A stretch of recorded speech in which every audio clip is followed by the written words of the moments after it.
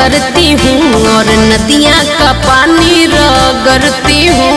अरे ऐसा बात बता हो। हाँ जी, खाली रेते पे भेंट मैं करती हूँ और नदियाँ का पानी रगड़ती हूँ। अब ढोहिए में डुबकी मार लो, अरे मार लो।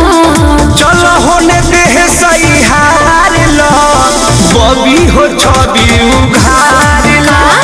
चलो होने दे सही हार लो, बबी हो छवि उघार लो। ना मनबो।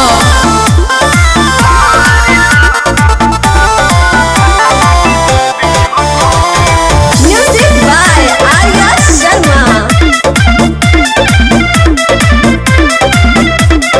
हम तो यार बानी करे खातिर प्यार बानी, अपन एनर्जी दिखावा।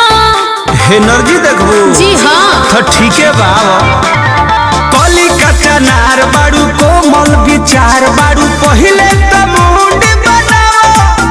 बढ़ी नहिया तो देहिया सवार लो, सवार लो। चलो होने दे सही हार लो, बबी हो छवि उघार लो। अच्छा? चलो होने दे सही हार लो, बबी हो छवि उघार लो।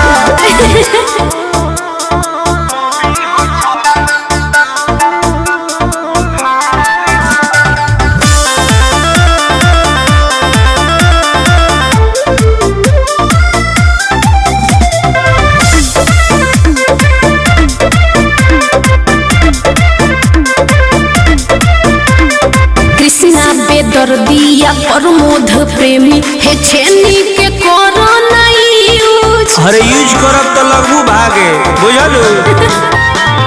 करो धनी चॉइस ना पावे कॉइस, आज वाला रख ली है यूज।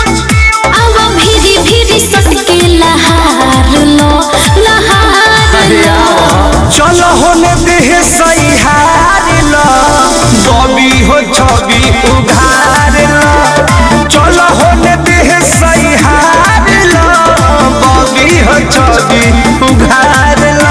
खाली रेते पे भेंट मैं करती हूँ और नदियाँ का पानी रगड़ती हूँ। अब ढोहिए में डुबकी मार लो, अरे मार लो। चलो होने दे सही हार लो, बबी हो छवि उघार